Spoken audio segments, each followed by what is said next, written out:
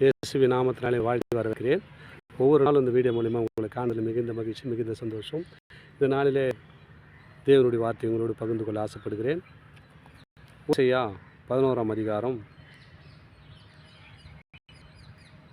10ஆம் வசனம் சொல்லப்படுகிறது.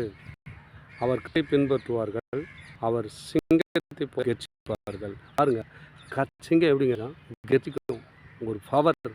அது மாதிரி கர்த்தரை நம்புகிறவர்கள், கர்த்தரை விசுவாசிக்கிறவர்கள், அதான் இந்த வசனம் சொல்லப்படுகிறது. நல்லா கூர்ந்தோன்னா அந்த வார்த்தையை, அவர்கள் கர்த்தரை பின்பற்றுவார்கள், அவர் சிங்கங்களைப் போல் கெர்ச்சிப்பார்கள்.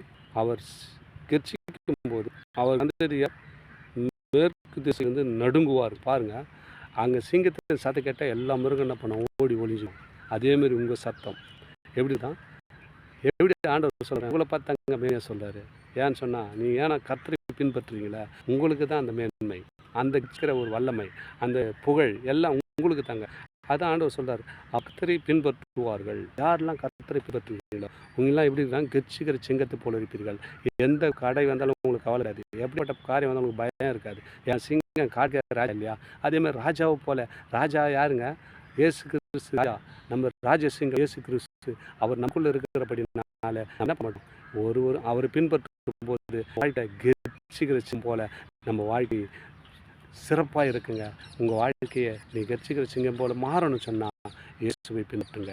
இயேசுவை பின்பற்றினா உங்கள் வாழ்க்கை சிறப்பாக மாறும்.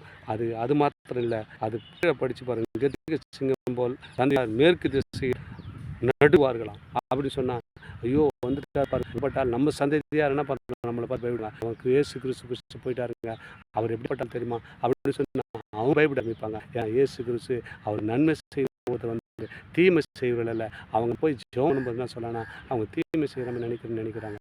ஆண்டவர்களை மேன்மைப்படுத்த முடியாது. கடந்த நாளிலே இந்த வார்த்தை பேசிக்கொண்டார். இந்த ஒரு வார்த்தை எப்படிப்பட்ட வார்த்தைன்னு சொன்னால், அவர் நீதி உள்ளவர், அவர் நிரந்தரமானவர், கர்த்தருடைய மேலிருந்து விதிக்கப்படுகிறதும்.